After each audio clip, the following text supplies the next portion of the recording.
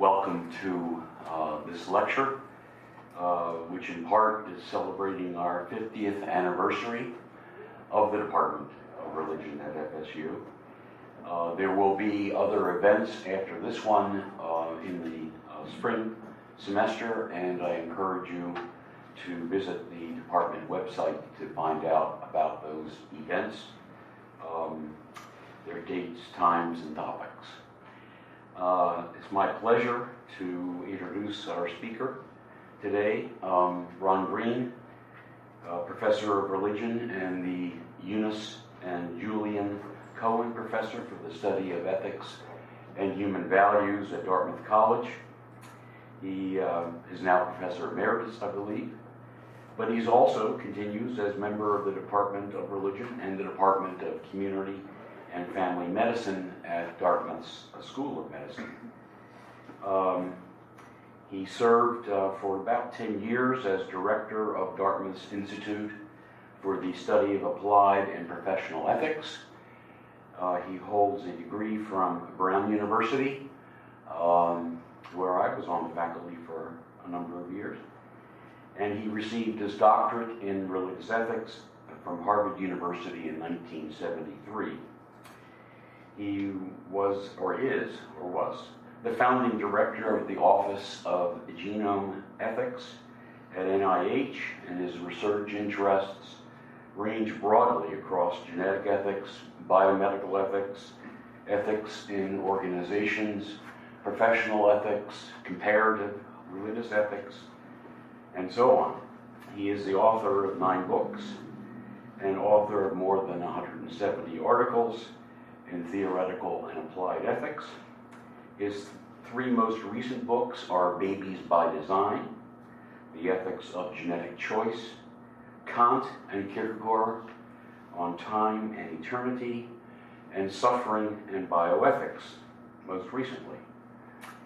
He's also the author of Religious Reason and Religion and Moral Reason. And this lecture, I believe, is revisiting those earlier works that he wrote in the area of comparative ethics.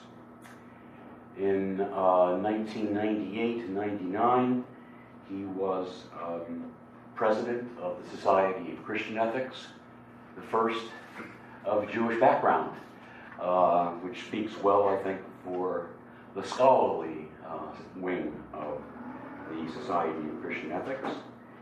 He currently chairs the Ethics Advisory Board of Advanced Cell Technology, a company engaged in stem cell research. He's received a Distinguished Teaching Award from Dartmouth, and in 2005, he was a fellow of the Guggenheim Memorial Foundation. We've been long acquainted since, I think, the Harvard-Berkeley program in comparative values, or something like that it was called, back in, the 1970s, I think. In 1981, maybe, yeah. Please join me in welcoming Ron for his lecture, the title of which is now hidden, Decoding Religion. Can we theorize human religiousness? Ron.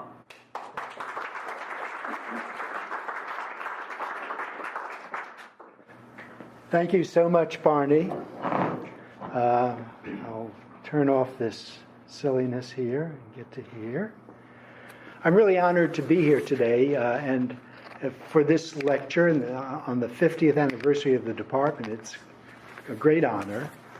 And also to be among people that I've known for years who are very actively involved in the work of comparative religious ethics. Florida State, with its faculty, has some of the leading individuals in this field. And of course, the Journal of Religious Ethics, which is now situated here, was the place that some of the first and still most enduring work in comparative religious ethics has been done. The journal was founded partly to foster such research. So in one respect, though this is my first visit, it is a homecoming. to these basic issues and concerns. Now, I have to stay close to my computer to push the button on that PowerPoint, so I'm a bit over here, but I'm going to read this lecture. Hopefully we'll have time at the end for some questions and answers. Hence the title, Decoding Religion, Can We Theorize Human Religiousness? Anthropologists report that religion is a cultural universal. Every known society possesses some form of religion. And there is no traditional human culture lacking a religious component. How can we understand this? What is the source of this universal human phenomenon? But while religions everywhere contain views of the world as inhabited by gods or supernatural beings, and that's one of the common features, there are also remarkable differences from culture to culture in the myths, rituals, and moral prescriptions of religious communities. Thus, our question is, how can we understand the commonness and diversity of religious beliefs, practices, and moral norms? How can we understand this complex phenomenon? In the past few hundred years, anthropologists, philosophers, and theologians have all attempted to answer these questions. Theories of religion abound. My aim today is not to present or evaluate these many theories. Instead, I want to begin by returning to a debate that began in the 1970s over how we might understand and compare the specific moral teachings of religions. That debate began in the pages of the then newly founded Journal of Religious Ethics, whose editorial offices, as I've mentioned, are now here. It involved ethicists, philosophers, and students of comparative religion. The question before these scholars was, quote, how can we understand the similarities and differences among the ethical teachings of the world's religion, unquote. During that period, in the pages of the journal, I contributed to the debate by offering what has since been described as a grand theory of religion and religious ethics. That theory was based on the work of the 18th century philosopher Immanuel Kant, aided by recent insight drawn from my own graduate school mentor, the Harvard philosopher John Rawls. Like Kant, I sought to use ethical theory to disclose a universal and rational structure of thought underlying all ethical and religious systems, and to use this structure for the purposes of comparing and understanding different religious ethical systems. Hence, my investigative tool was rational moral theory. I later developed this position in two books, Religious Reason, 1979, and Religion and Moral Reason in 1988, both published by Oxford. In a moment, I'll return to this theory, but its immediate relevance here is that it became one position in a heated debate about how to best approach the task of comparative religious ethics. Another position was provided in a landmark 1978 book, Comparative Religious Ethics, A New Method, by two ethicists, David Little and Sumner Barney Twiss, now a distinguished FSU professor. In opposition to any grand theory of religious ethics, Little and Twiss's work sought to offer a classificatory scheme designed to help organize the different ways in which religious traditions reason about moral choices. It distinguished three different levels of authorizing reasons for the performance of an action. These levels of reason were arranged in an appellate fashion. They included situational application of moral norms to specific choices, validation of those norms, and finally vindication, an understanding beyond immediate choice itself of why the basic norms should be accepted. Because the aim of this approach was to provide a framework for comparing traditions, it lacked any deeper account of the origins of religious ethical life or theoretic explanations for the diversity found there. In essence, and Barney may not agree with this, Little and Twist's approach was a thoughtful typology or taxonomy of religious ethical teachings.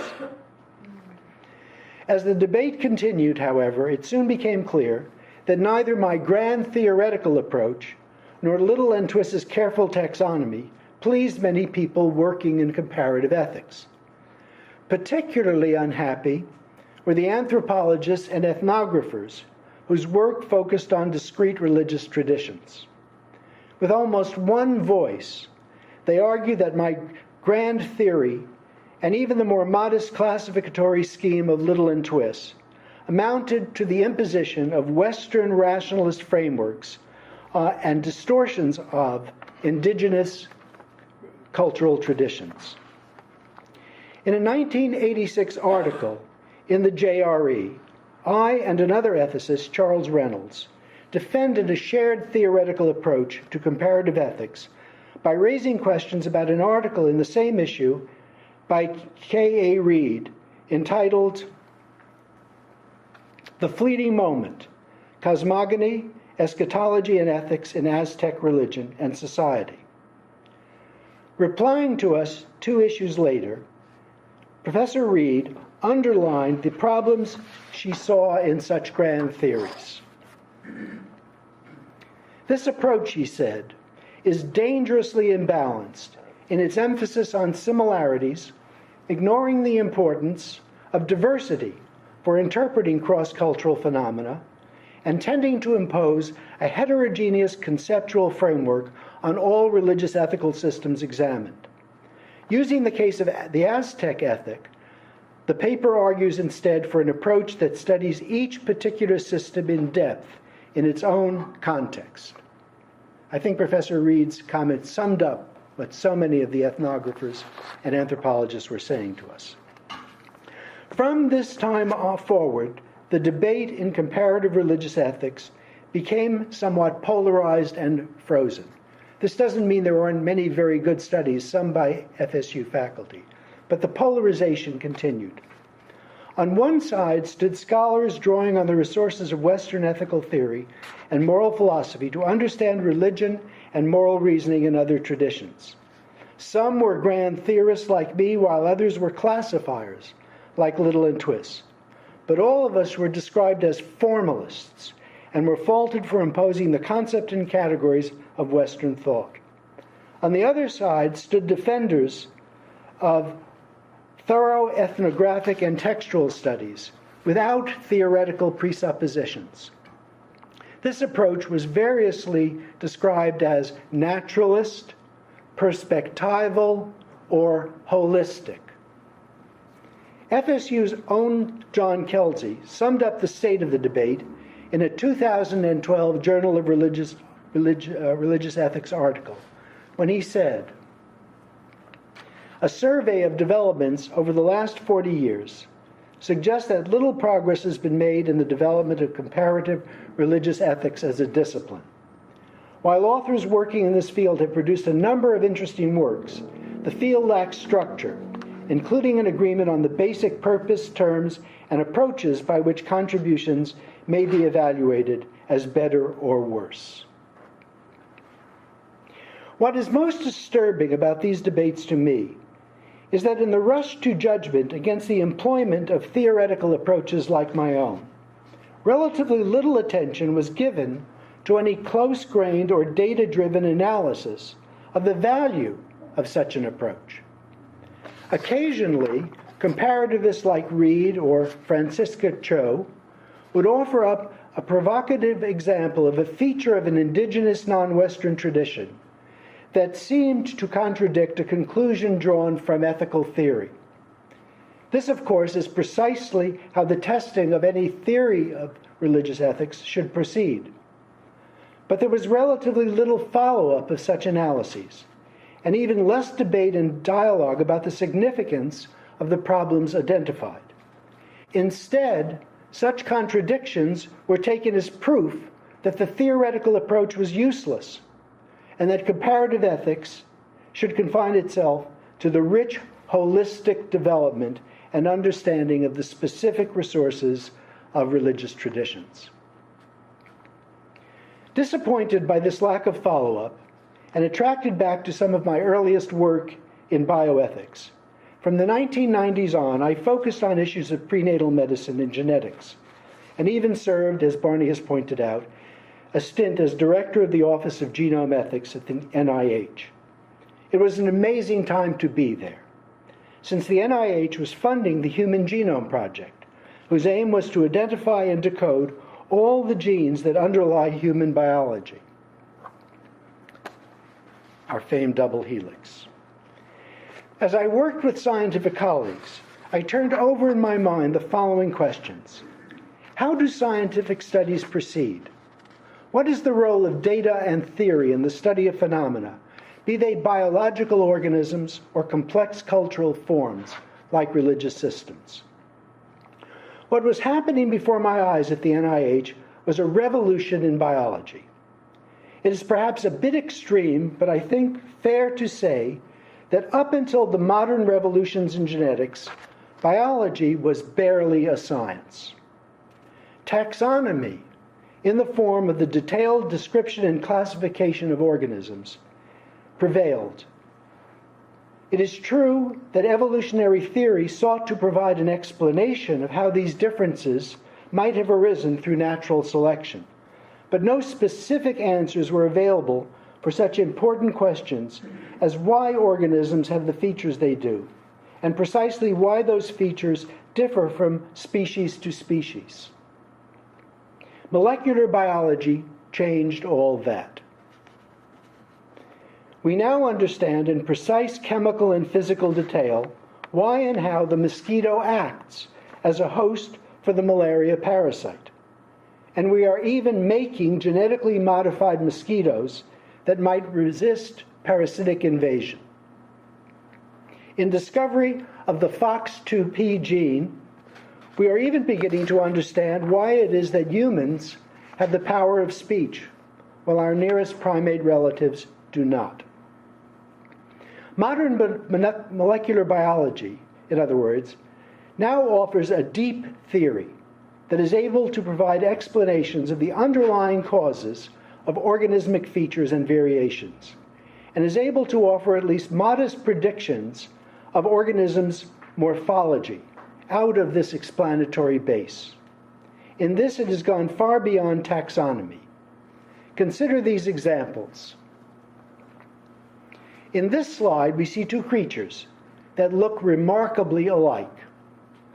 On the basis of many features, they might appear to be closely related. However, the one on the left, the flying squirrel, is a placental mammal that is found throughout North America, while the one on the right, the sugar glider, is a marsupial mammal that inhabits Australia and New Guinea. Genetic analysis reveals that these two creatures are at opposite ends of the mammalian spectrum, and that we human beings are more closely related to the flying squirrel than flying squirrels are to sugar gliders. A separate non-genetic and environmental explanation, known as convergent evolution, explains the similarities between these very different animals. One more example. On the lower right, you see a magnificent whale. On the left, a group of familiar mammals known as even-toed ungulates, or artiodactyls. Who could imagine that on the basis of appearance or even many taxonomic features, that these two classes of creatures are closely related to one another? Yet that is exactly what recent genetic analyses have confirmed. The point here is that science in any form requires us to understand and explain how the features of a phenomenon or system have come to be and taken the form they have. At least modest prediction of the resulting forms follows as both a confirmation and a test of theory. Description, however rich, is not enough. Nor are taxonomy and classification science in the full sense of the word, and they can even be misleading without a deeper explanation of the system's features. So, if we wish to bring religious studies generally and comparative religious ethics in particular into the realm of science, that is, make it a discipline that provides generalizable insight into the meaning, causes, and consequences of religious phenomena, then we must go beyond useful holistic studies and taxonomies and seek deeper theoretical explanations of why religious ethical systems have the features that they do. This returns me to the enterprise I began 40 years ago.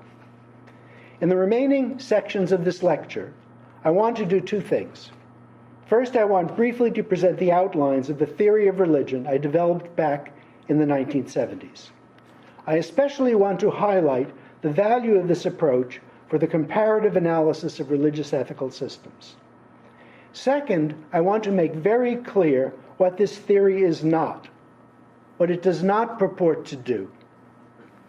Many of the rejections of this approach have described it as the brute imposition of Western concepts in ethics and religion on non-Western or indigenous materials.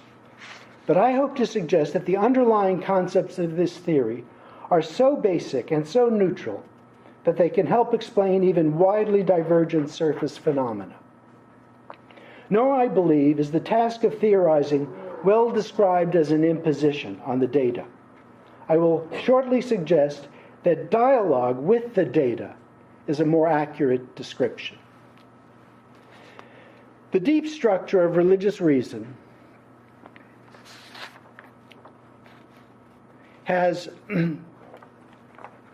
several components, three in particular. At the heart of this theory is the claim that beneath the diversity of all religious thought and action lie three essential conceptual elements that stem from universally present features of human moral life and moral reasoning. The first of these is a method of moral reasoning involving the moral point of view. The second is a set of beliefs affirming the reality of moral retribution. And the third is a series of transmoral beliefs that suspend both judgment and retribution when this is needed to overcome moral paralysis and moral despair in the face of sin or moral transgressions. The first of these elements holds that morality, in all its forms, involves the subordination of each individual's personal desires and interests to those of the common good. Methodologically, this requires each individual to assume the moral point of view, a perspective of impartiality before the choices and issues facing each of us as moral agents and the community of people in which we are involved. It assumes reciprocity in thinking, putting myself in others' shoes, the golden rule in its many forms, and it asks us to reason as though we could be any one of the people affected by our conduct. For this reason, incidentally, I prefer the term omnipartiality to impartiality, since the former term involves not a detached assessment, but active participation in others' concerns and interests. So it is a taking part in the concerns of all the people that we see as affected by our decisions. The prediction drawn here from theory is that religious ethical traditions will, in various ways, encourage this kind of reciprocity and omnipartiality among their adherents. And they will do this through beliefs, rituals, and the many instrumentalities of religion. The second element insists on the reality of moral retribution, on the fact that the world is so structured that morally good people do not the insistence that the world is so structured that morally good people do not ultimately suffer for their adherence to the moral code, that the wicked are punished and the righteous are rewarded. In addition, since people's inner intentions are the most accurate measure of their moral worth, and because people are capable of hypocritically simulating moral regard, religions will predictably understand the retributing agency to be capable of penetrating the inner sanctum of the human heart. Time does not allow me to fully develop here the reasoned reflections that lead to the need for and insistence on the reality of moral retribution. Suffice it to say briefly that in demanding moments of moral choice, human practical reason, the reason involved in choice, is in conflict with itself. On the one hand, morality as impartial reasoning takes the individual out of himself or herself and requires us to assess our conduct from the standpoint of all the others we affect. On the other hand, prudential reason always counsels the pursuit of our own self-interest. Unfortunately, there is no third or higher employment of reason that can fairly settle this conflict, so that in instances of moral choice, reason is unable to guide us. This is an unusual and unique situation where the reason we rely on to choose and act leaves us directionless.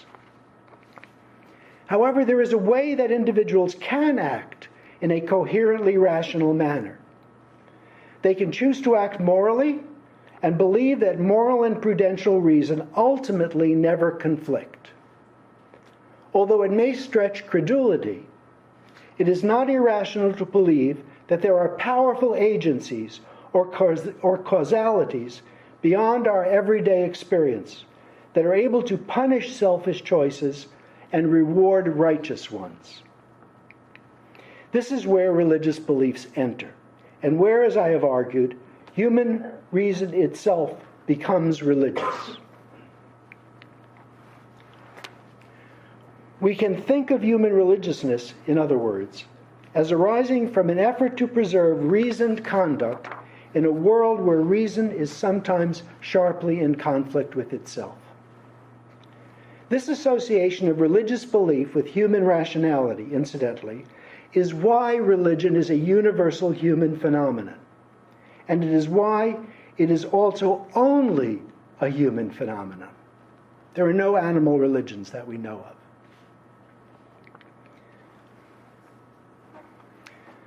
The third element of the deep structure of religious reason arises from an implication of the second one, the insight that no one is rationally required to be moral. Individuals who choose to act morally do so because they value this component of their reasoning, and because they have voluntarily accepted the beliefs needed to sustain it. But no one must do this. There is no higher commanding function of reason. As a result, in the face of repeated opportunities to defect from moral conduct, most of us will occasionally do so. This is the source of what Kant, in his famed book, Religion Within the Bounds of Mere Reason, called the radical evil of human nature. Although Kant was clearly influenced by his own Christian background, his effort in that book was to develop the kind of ethically based approach to comparative religion that I have sought to refine. All human beings occasionally defect from morality.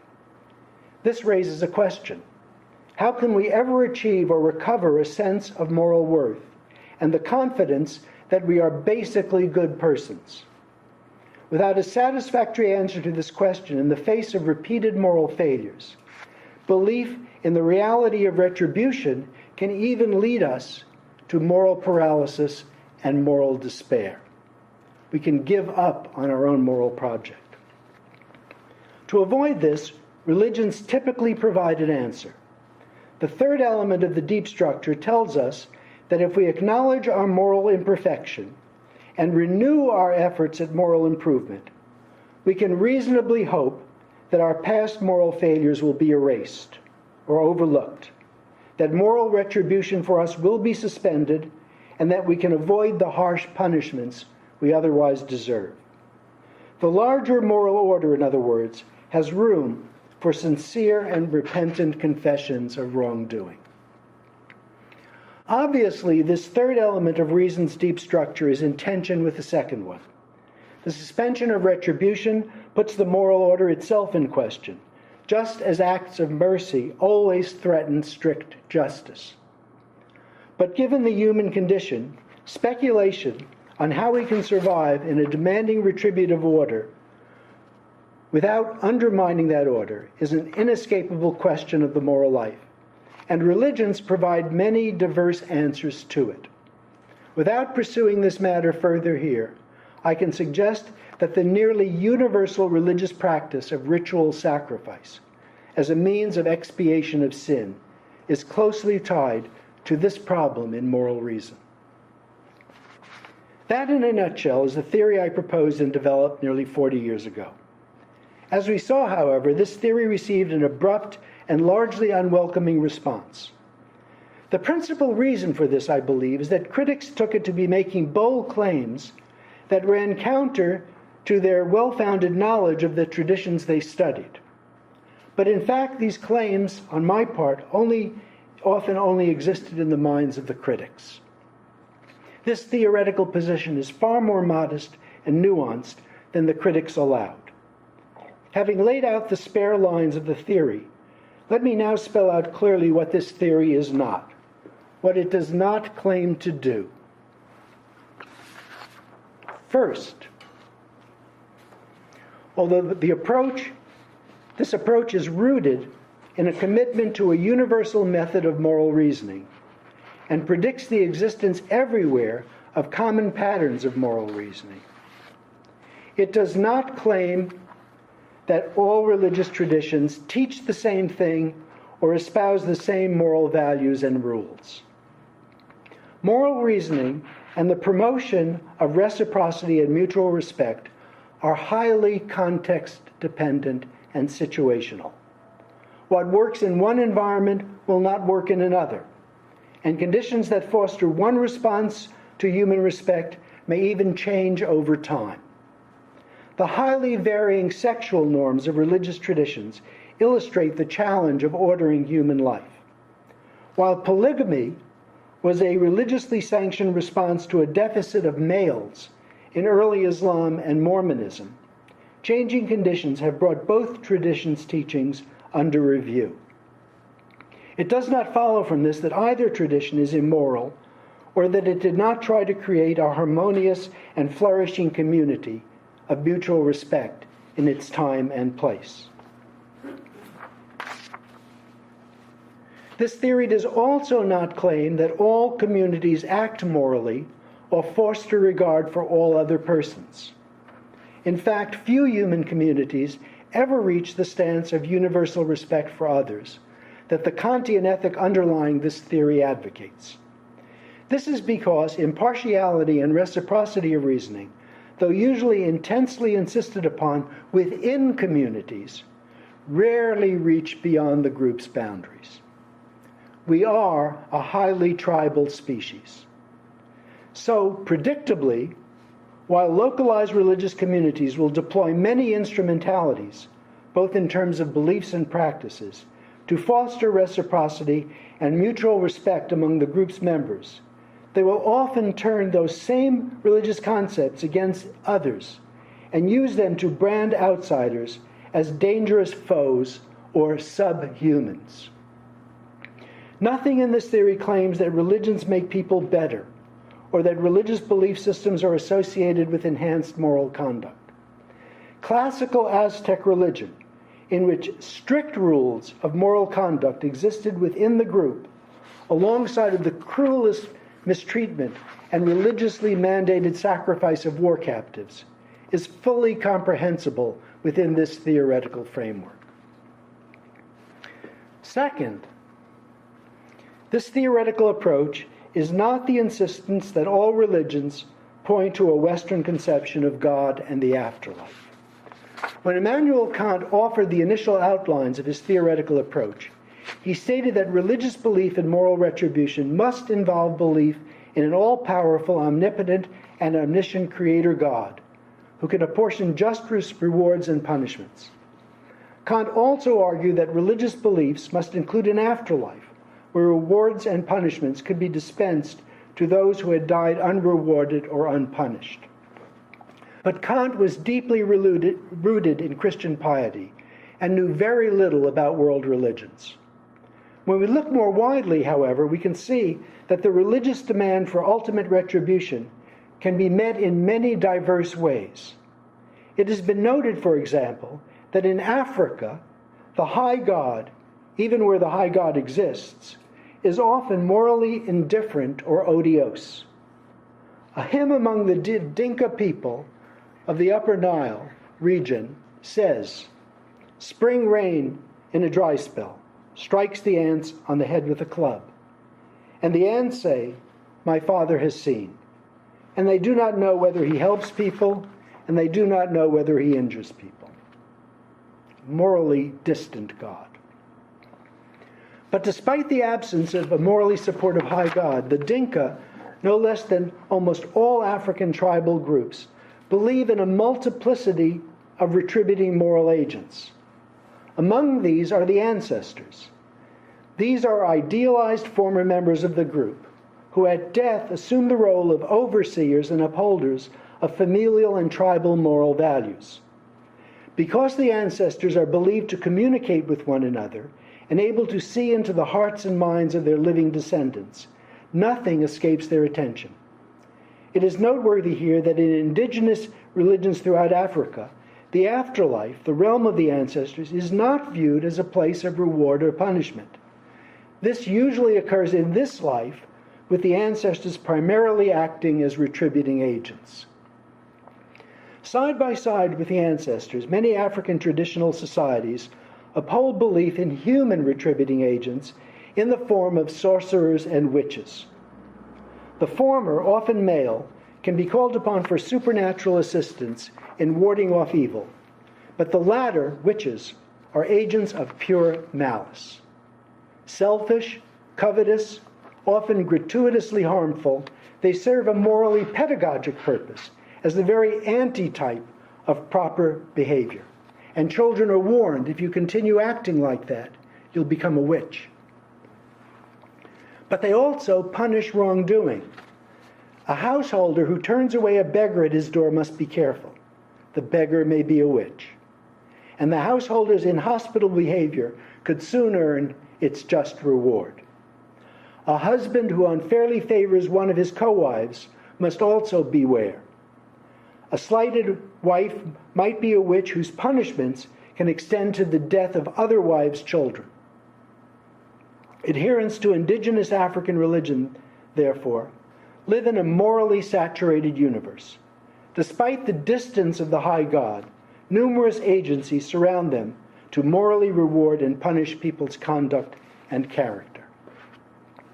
If the requirement of retribution does not require belief in a high creator God, neither does it require belief in God at all. Although the great traditions that originated in India, Hinduism in its many forms, Buddhism and Jainism, are all populated with gods and goddesses, the principal retributive agency there is not personal. Instead, it is the reality of karma, which operates impersonally, almost like the force of gravity, to bestow reward and punishment in direct proportion to both the deeds and inner intentions of moral actors. Karma is inescapable. Quote, "You cannot hide beneath a mountain to escape it," says one text. Karma can act immediately, as in the punishment experienced by a miscreant who is caught in the act and punished. Or it can take many future reincarnations for its fruits to ripen. In a famous narrative, one of the Buddha's two chief disciples, the sage Moggallana, is murdered by highwaymen. When asked to explain why a saintly member of the community had to suffer such a fate, the Buddha, who possessed the ability to see everyone's previous lives, states that many eons ago, Moggallana, unwilling to support his aged, feeble parents, had disguised himself as a highwayman and killed them in the forest. He's gotten his comeuppance. This illustrates that in concrete religious traditions, retribution can take many varied and unexpected forms. What theory requires and predicts is that a religious tradition will offer beliefs, usually involving supernatural agencies, that uphold a confidence in moral retribution. It does not require or predict that those beliefs take any of the forms familiar in the West. The same is true with regard to religious responses to the third requirement of the deep structure. We're all familiar with Western and biblically derived responses, usually involving conceptions of divine forgiveness for the earnest and repentant confession of sin.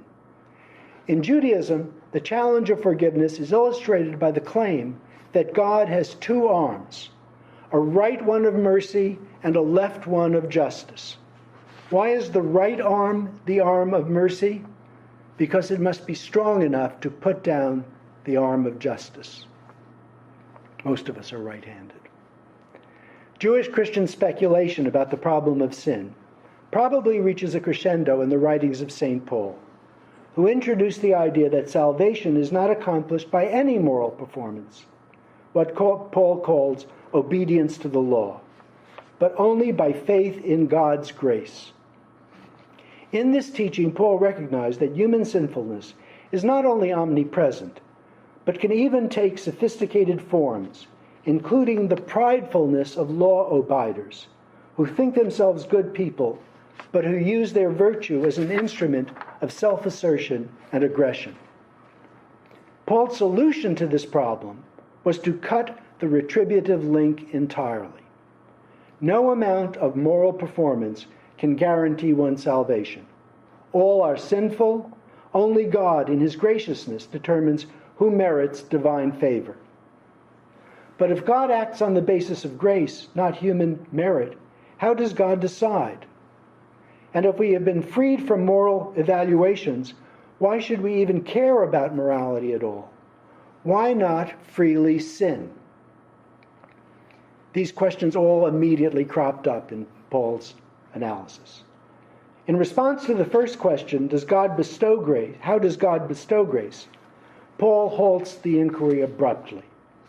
In Romans 9:20, he asks rhetorically, does the clay question the potter? How dare you ask? To the second question, he says, what shall we say then?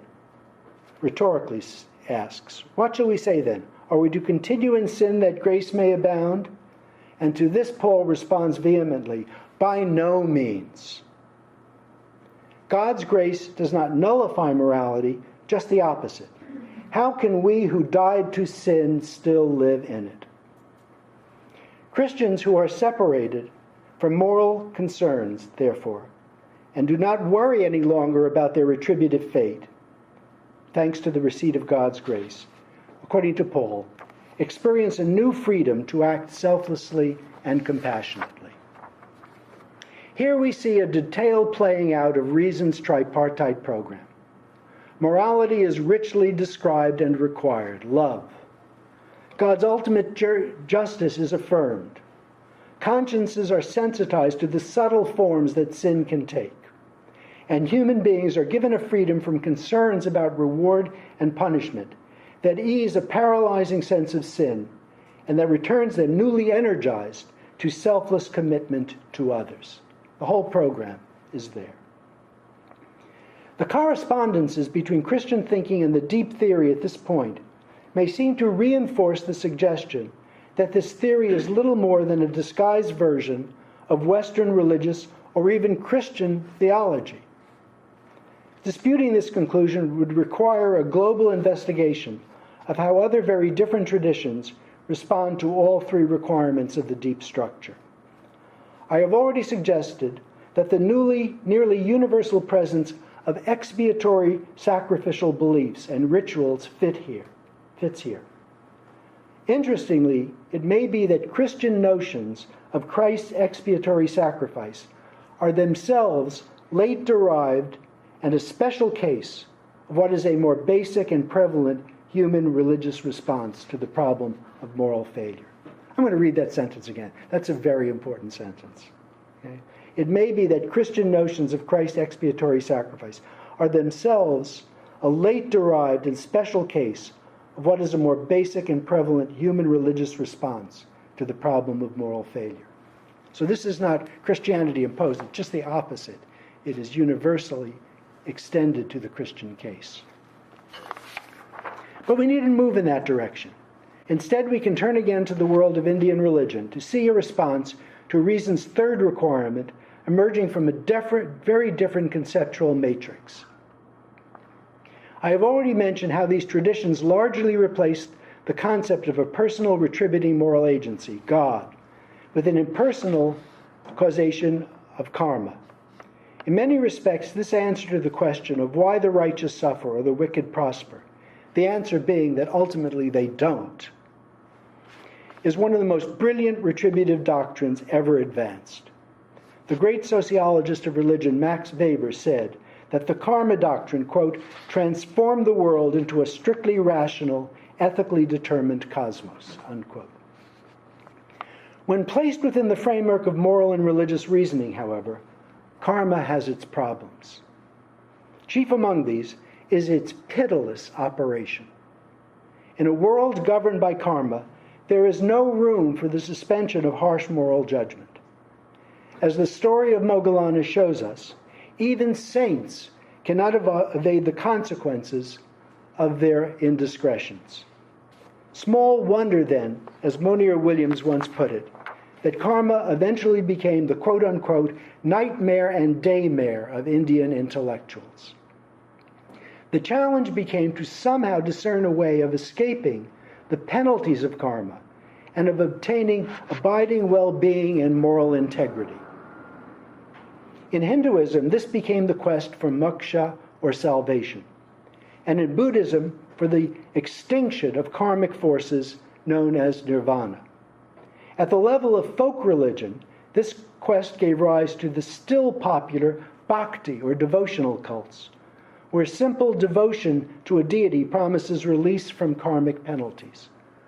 Among intellectuals, it stirred a quest for mystical insight into a realm beyond karmic determination. Perhaps the text that best reveals this quest is Hinduism's great classic, the Bhagavad Gita. There we find the warrior Arjuna in the throes of a wrenching moral decision. As a member of the Kshatriya warrior caste and the Pandava clan, he must take up arms against his relatives, the Kauravas, whose wicked behavior has precipitated war. But Arjuna is filled with grief, seeing fathers, grandfathers, uncles, brothers, and sons in the armies before him. He's overcome by revulsion at the impending slaughter. His limbs grow weak, and his body trembles. Casting aside the bow, he slumps down on the seat of his chariot in despair. As one commentator has put it, Arjuna finds himself in a situation where, quote, action for securing order and justice means some sort of involvement in guilt in the absolute sense, unquote. At this moment, Arjuna's charioteer turns and reveals himself as Krishna, an avatar or terrestrial embodiment of the great god Vishnu. In a series of discourses and epiphanies, Krishna conveys to Arjuna a mystically perceived truth. Wise men, he says, do not mourn for the dead or the living, for there has never been a time that any of us ceases to be. As the soul of this body passes through childhood, youth, and old age, so, after departure from the body, it passes on to another body. In its course, this soul remains unaffected by the objects of sense. It is untouched by what happens to it and what it does. It is never really born, and it never really dies, but is eternal and everlasting. And Krishna concludes, he who thinks this soul is a slayer, and he who thinks this soul is slain, both of them are ignorant. He concludes with this advice to Arjuna, therefore fight, O Bharata. Do your duty. Do your Kshatriya duty. Here, in a conceptual context far different from any Western one, and in a strikingly different form, we see a profound and enduring response to the human rational need for release from the merciless force and penalties of moral self-judgment. God and divine forgiveness here are replaced by the insight that one's essential being is untouched by karmic taint. In both the Eastern and Western cases, we are at the limits of religious and moral reasoning. Paul's implied idea of predestination and the Gita's vision of a morally stainless soul stretch the limits of morality and rational thought. But both do so in order to assuage moral self-judgment. Predictably, in both cases, these efforts lead not to moral indifference or abandonment, but to an impassioned encouragement to resume one's duty. In the face of the temptation to moral defection, Arjuna's "therefore fight, O Bharata," is the Eastern analog of St. Paul's "by no means." In both cases, a state beyond morality is put forth not as a rejection of morality, but as a means to its egoless, purified fulfillment. Returning to what this theory is not, I can say third, that the approach I am advocating is not a complete theory of religious belief and behavior. Two specific observations are pertinent here. First, as we can see from many of the examples I have offered, the three basic elements of religious reasoning can underlie radically different religious forms and expressions. Why this is so requires an understanding of many other causal processes, including those related to the specific cultural contexts and historical experiences of the traditions. Thus, once India gave pride of place to the concept of karma, it was probably predictable that the moral role of the high gods would be attenuated. Contrast this with biblical religion, where military threats to tiny Israel's national survival intensified the effort to fathom God's will and led to the appearance of the prophets, with their insistence on an even greater degree of human sinfulness and need for covenant obedience. So these traditions went in very different directions under the duress and stress of historical and social experience. A scientific analogy, once again, may help us understand the theoretical point I'm making here. Although molecular biology has dramatically enhanced our understanding of biological organisms, it is not in itself sufficient to explain the forms those organisms take. We need other theoretical approaches for that. Thus, it takes an understanding of creatures' environments and competitors to understand why such genetically distinct animals as the flying squirrel and sugar glider take the similar forms that they do. It takes the same kind of understanding of history and environments to understand how whales diverge from their land-based kin. Not differently, we can use theory to understand the basic conceptual factors that drive religious belief and practice. But to understand the forms that religions take, we must supplement this with close historical and sociological analysis, perhaps even psychological analysis as well. We must also acknowledge that however important ethical reasoning is, religions are also shaped by other anthropological and sociological forces. For example, several recent theorists like Pascal Boyer and Nicholas Wade have theorized that a genetically determined human impulse to music and dance play a major role in the appearance of religious ritual. This tells us that we must investigate all the factors bearing on religious expression. The claim of the theory I am proposing is that moral reasoning plays one very important but not exclusive part.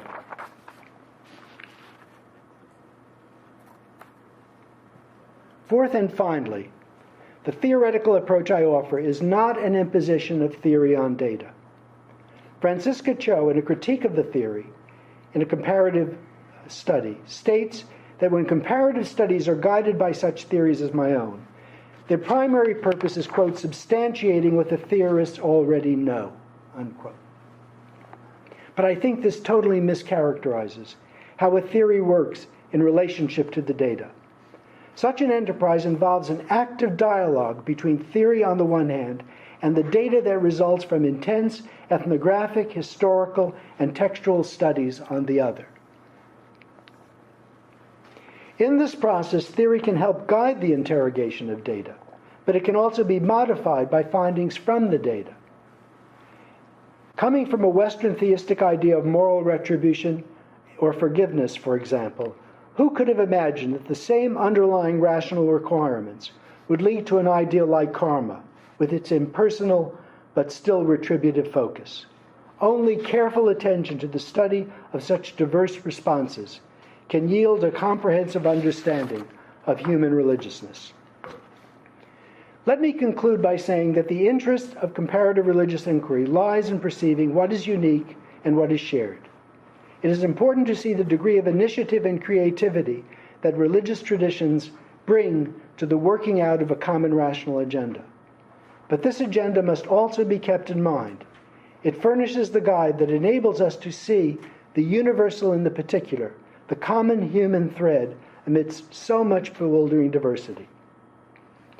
10 years ago, FSU's Barney Twiss published an essay in the Journal of Religious Ethics, critical of a purely holistic and descriptive approach to comparative ethics.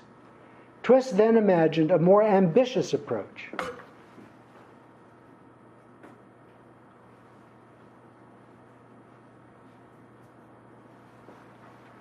Such an approach, he said, would, quote, engage in comparative ethics with the aim of developing a systematic theory or explanation about why human beings construct moral communities in the way they do.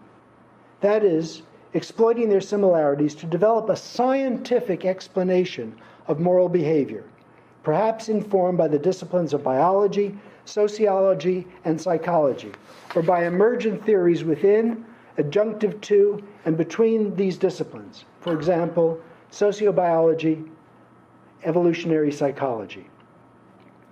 I will close my remarks by suggesting that 40 years ago, I proposed the beginnings of such a theory, using not the natural sciences, but philosophical ethical analysis as my key tool of investigation. Since that time, that theory has rarely been tested. I restate it today in the hopes that other scholars, perhaps including graduate students here at FSU, will renew the task of determining the role of moral reasoning in the wide and fascinating realm of ethical and religious life. Thank you.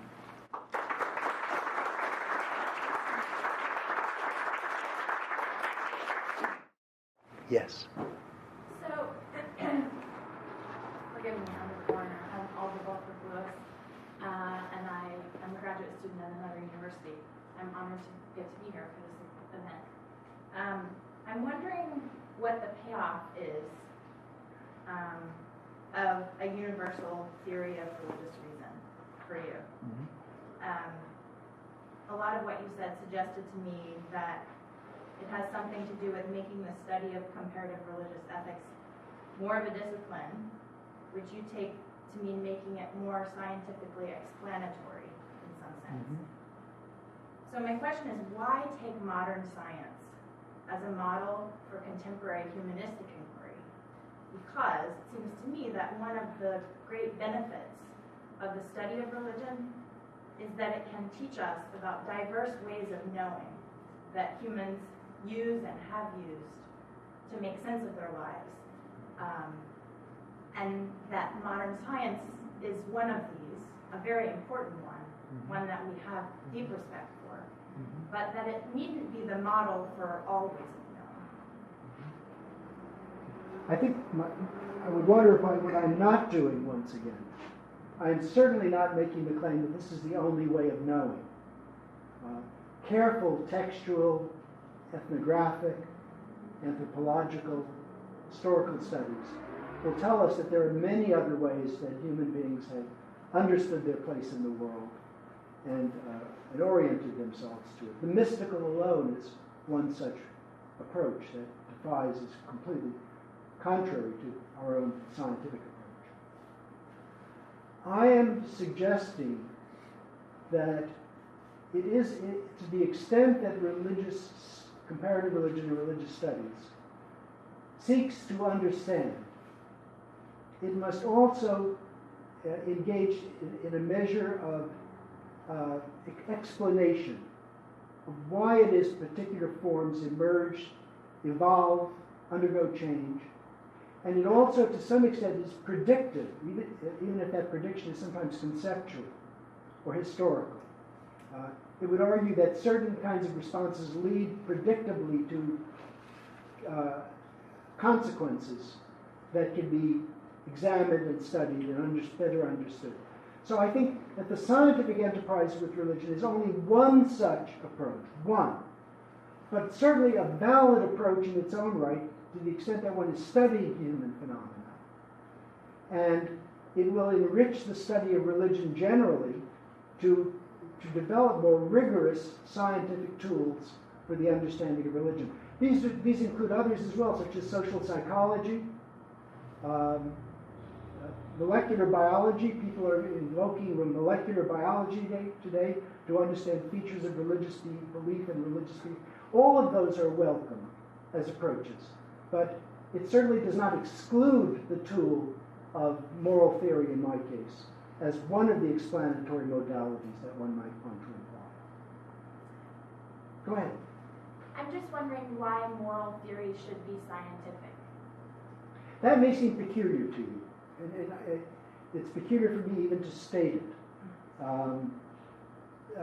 Science does not always rely upon experimental data and evidence.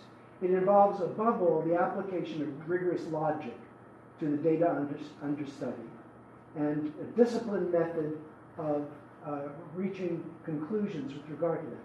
Moral theory is predictive in this sense. It is making the claim that this is how human beings reason about moral choices. Practical reason has a structure to it. And that practical reason as a theoretical approach applies not simply comparatively. For example, when a person makes a judgment that a particular form of behavior, violence, is unacceptable, morally unacceptable. The moral theorist is trying to understand the underlying logic of the practical reasoning in that instance. So in that sense, it's an investigative tool. There's a famous joke in the literature here. Immanuel Kant, in the second critique, has a long footnote about 5 pages in which he takes into account a critic who had said, Kant has provided us no new principles for moral theory. No new principles for moral theory. And Kant in the footnote says, of course not. How could I possibly apply a new, as though human beings had not been moral from the beginning of time and had not exercised moral reflection and moral. My effort is to better understand how and why they do that. And that's the critique of practical reason. Right? So similarly, taking that tool of rigorous logical analysis, I regard that as a scientific enterprise, no less than the use of laboratory experimental techniques to do that. And that is the distinctive feature of my approach. Yes? Yeah, I would have to disagree with Kant and him saying that people were never moral at one point. But my question is that do you feel that all of these enterprises to figure out morality is like a conditional statement? Like if you're training the body, that's what we call conditioning.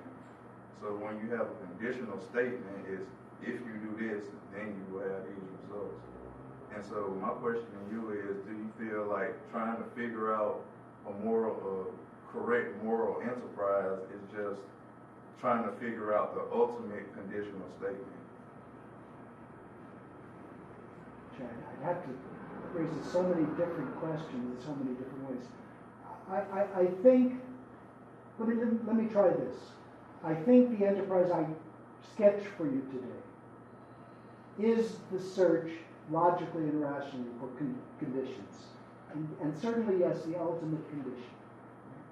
I think in acting, one is seeking reasons and what underlies those reasons. And as I suggested, those reasons come to a certain kind of an impasse at a certain point. They offer contradictory counsel.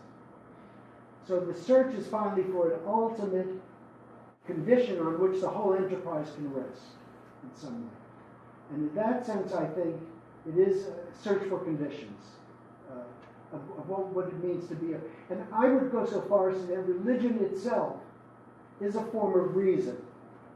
It's a search beyond the world of evidence for reasons and the conditions that underlie our nature as human beings, which includes our moral nature. I think I may not have answered every feature of that question. Yes. I think I understand most of what you're saying, but I wonder if you might have a thought about the way in which the recognition by the subject of the possibility or not possibility of retribution is really a key part of this. Now, I say that because I work on emotion, and I'm particularly interested in the overlap in theorizing about emotion and in reason. And I ask sometimes when I study American religious history, how people know that they're saved, or how they know they're going to hell, or how they know they're going to heaven. And they oftentimes say, well, I feel like I'm going to heaven, right? Mm-hmm. Or when I was a sinner, I felt like I was going to hell. Mm-hmm. And although I think within the parameters of your theory, there's enough wiggle room there to say that that feeling is a kind of ratiocination, or there's a kind of rational process embedded in that. Mm-hmm. But I'm wondering what you would say. I mean, is there a need here to qualify in this particular case, the subject's recognition of retribution itself as something which is extra rational? Meaning it could be just something that's represented linguistically or performatively as emotion. And who knows, might be grounded in genomics or might be grounded in endocrinology. I come back to what I tried to convey today. This is by no means a complete theory of human religiousness. By no means.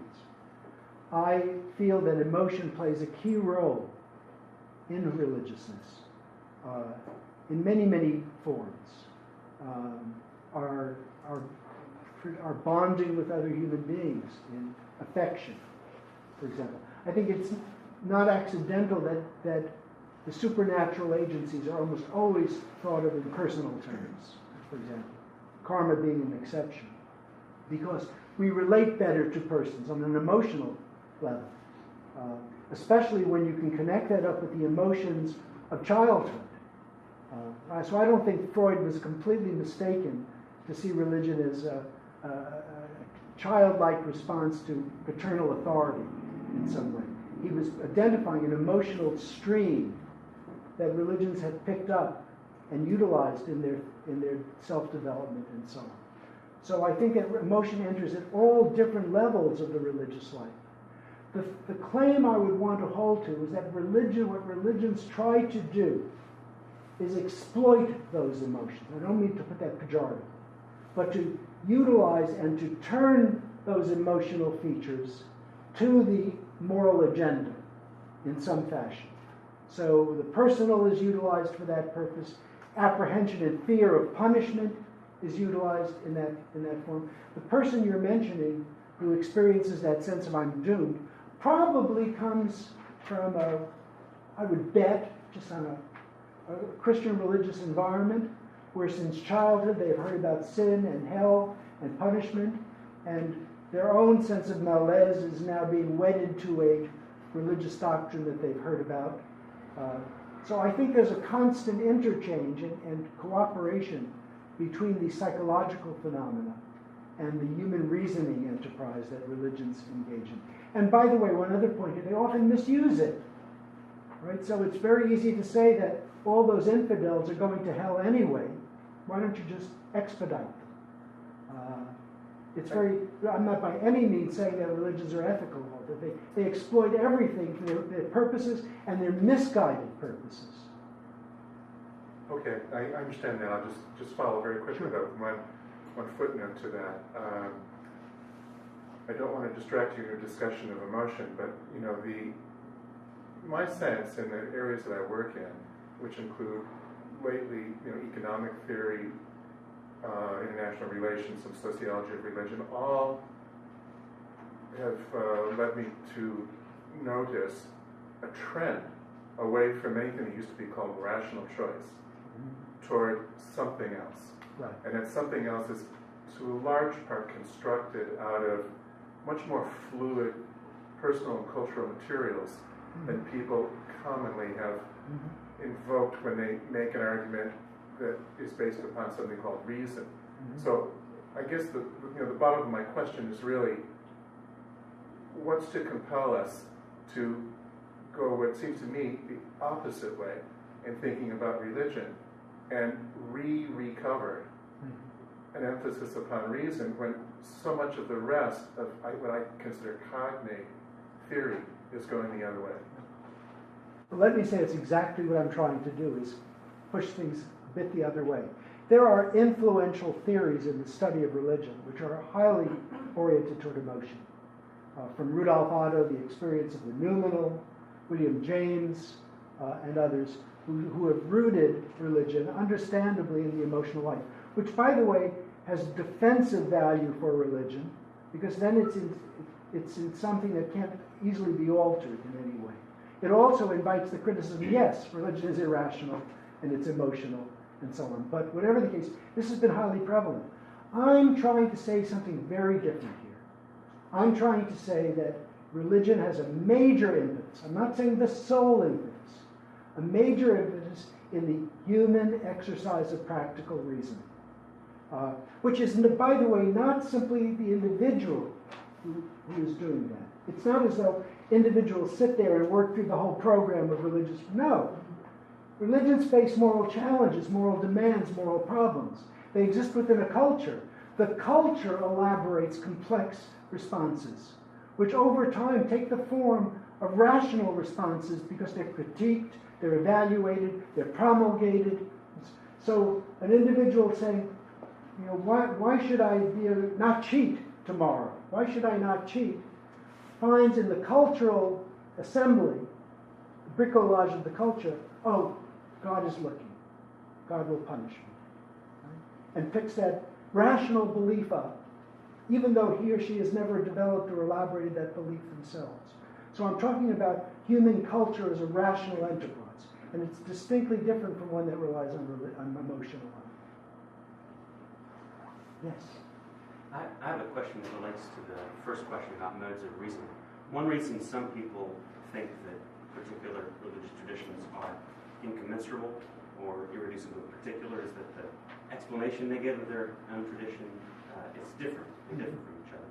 And in fact, the self-understanding of different religious traditions differs pretty significantly from what you've identified as a universal thread that's common to them.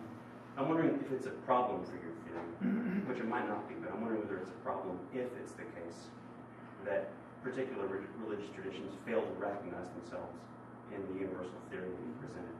Well, thank you. That's a wonderful question. In Religion and Moral Reason, I have a whole couple of chapters devoted to divine command ethics in the Western religious traditions. Put very simply, these traditions, Islam, Judaism, certainly less so Christianity, would categorically reject the claim that their ethical teachings derive from human reason at all. No, it is from God, the supreme authority, that we know the difference between right and wrong. So there you have a very clear case of rejection of reason and self-understanding within a tradition. One of the things I argue in those two chapters, and you have to follow the rather convoluted argument, is this is predictable and expected. One, the requirement of reason is to ground moral reason.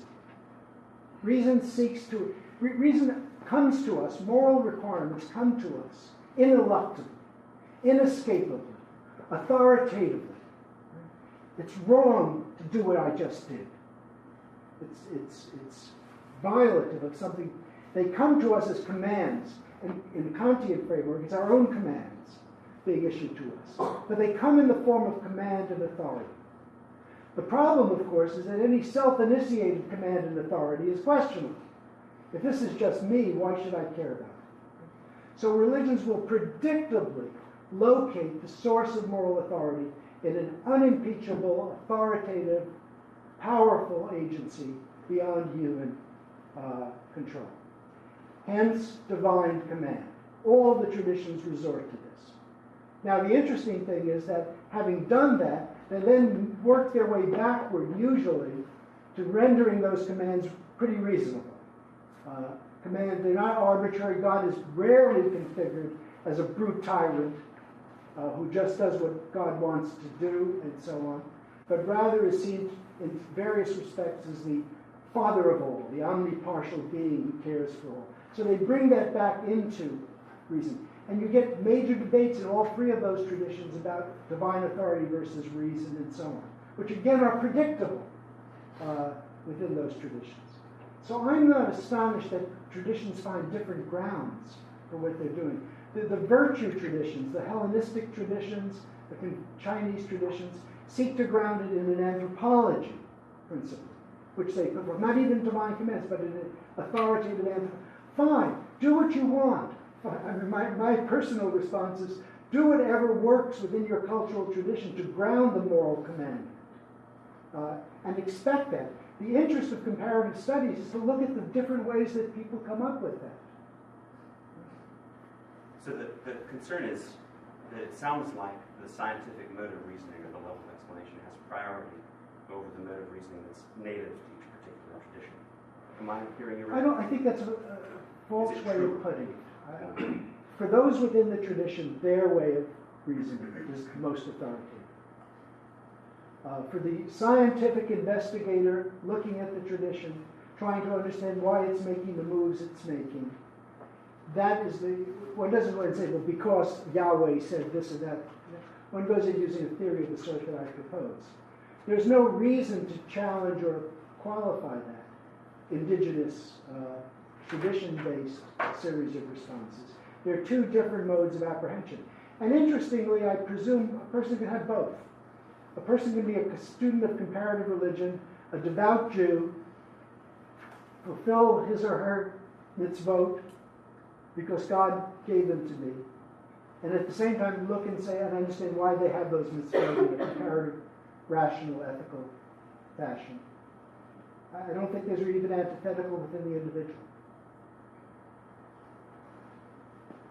Yes? I just have to say, I do share the suspicion of science as a model for thinking about these things, but I also can understand why you take the approach. Particularly, I have that suspicion because of sociobiology. I believe it's been thoroughly discredited as unscientific.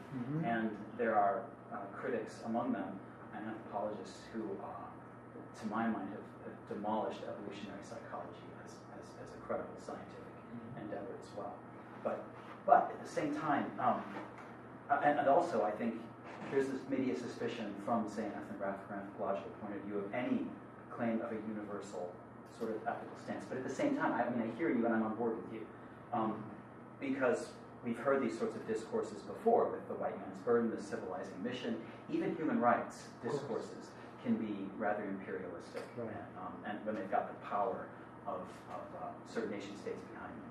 But those are things that are up for debate. What I really appreciate about your approach is that when most folks think about indigenous religions, what people call indigenous religions in Africa, Amazonia, Papua New Guinea, they're characterized as irrational, as undeveloped, as lacking moral insight. Evans Pritchard himself, in writing about Zande divination, said that the Azande used divination as a logical process, but it was irrational.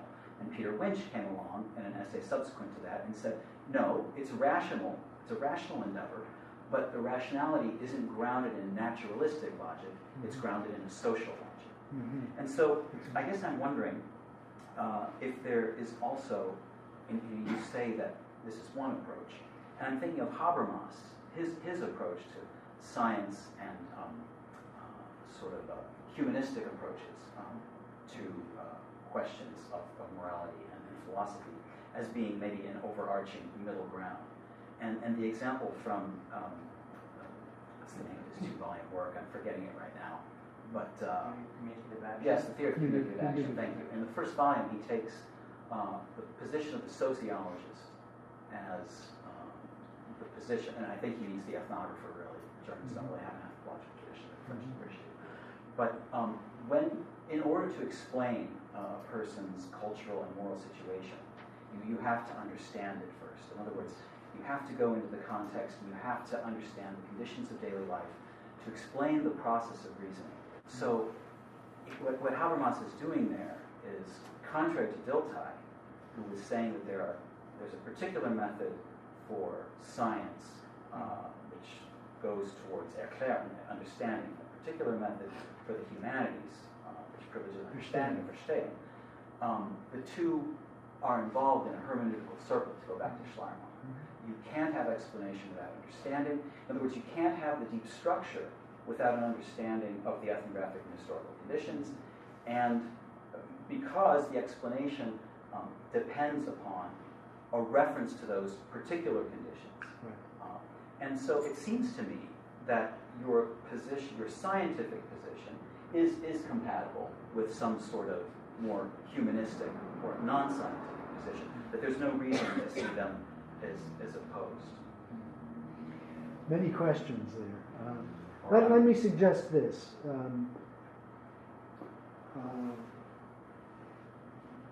I think the relationship between the kind of theoretical scientific investigation I'm proposing and the detailed comprehension, the Verstehen, if you want, of traditions and cultures, these are mutually interpenetrate.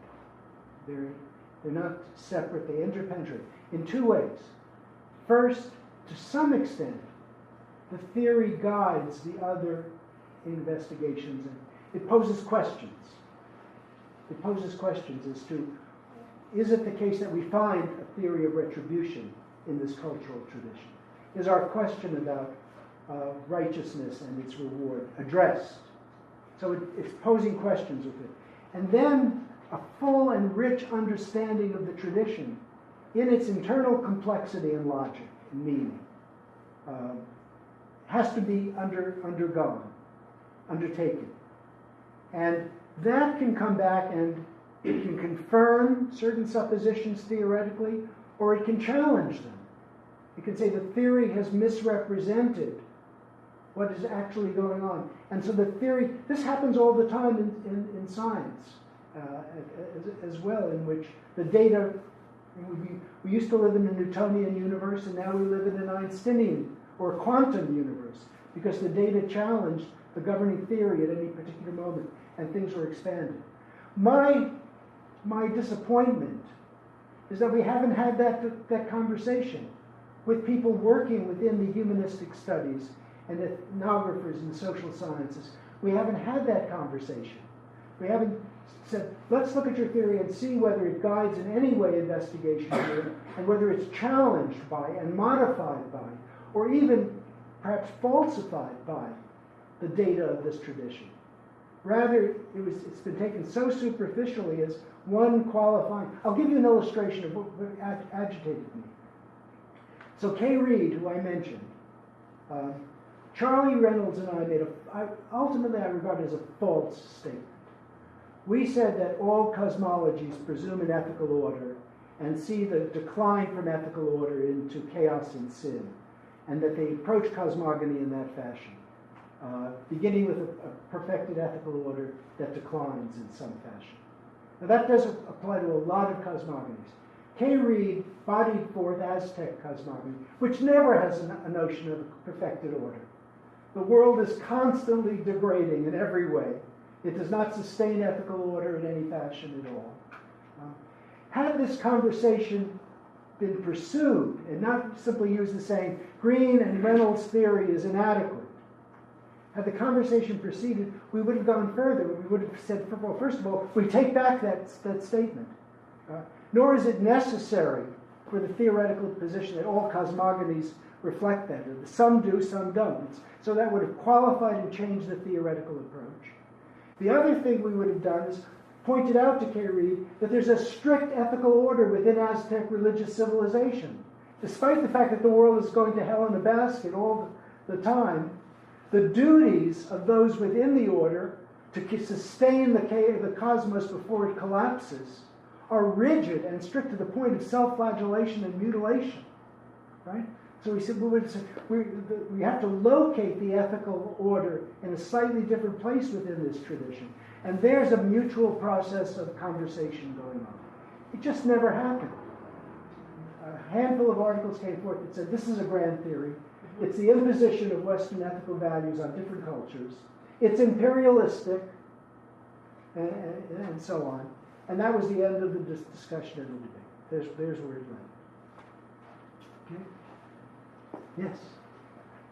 Thank you very much for your paper. I wanted to, it's interesting following up on Professor Helweg. It's kind of taking Schleiermacher's hermeneutics, reminding us of Kant's very important point, especially in that long, funny footnote. I just wanted to correct something. He said he's not inventing anything because everybody's already moral. Right? There's morality. They all know what morality is, but he was trying to come up, as he actually said, with a new formula. Yes. But this is interesting because following Professor Helweg, a lot of the turn in comparative religious ethics has been to promote Hegel and his method, and with Brandom and Stout and others like this. But it's precisely a figure like Hegel who would have outed all of Africa as being irrational. And in many of these, so it turns rationality into this contest, right? One must achieve, and who knows who's the arbiter of the, who gets to judge who becomes rational at some point. At the end of anyway, history. it turns it into a contest, but with Kant not so much. And so I found your returning to your earlier project fascinating in a sense, because what you're really saying is just, let's test this. Religions, people are rational, people make claims, so let's test where the theory goes, and perhaps how much one could explain about religions just looking at their ethical theory. And thank you, I thought it was fascinating. I regard myself as making two really important claims. Let's see if I can, I don't want to be doing oops here. One is that religion is a rational phenomenon. If you leave this room getting nothing else from what I've said, it is a rational phenomenon. Yes. It's derived significantly, not utterly, but significantly from our cognitive, highest cognitive activities. It's not simply emotional, it's not simply functional, it is a cognitive thing. The other element is that we really have to be open to the enormous diversity of solutions that people have come up with to these underlying human problems. And I would never want to argue that these people are not being rational or anything of that character. In fact, that's exactly where the dialogue begins to see the many brilliant, clever ways that human beings have tried to address these problems, the moral life. I guess there's a third, and that is religion derives significantly from ethics and morality. I would like to commend that as well. In my, we speak about comparative religious ethics, so I'm actually not that interested in comparative religious ethics. There's good work done in comparative religious ethics. I think we need to look at human rights, as your own faculty here have done, across traditions. We need to find common ground on issues of gender, on human religious freedom, on war. That comparison is very, very important. But I'm more interested in the fundamental role of moral reasoning in the shaping of religious reflection generally, theologically and otherwise. And so my enterprise is actually less comparative than it is theoretical. With those wise words, we thank you.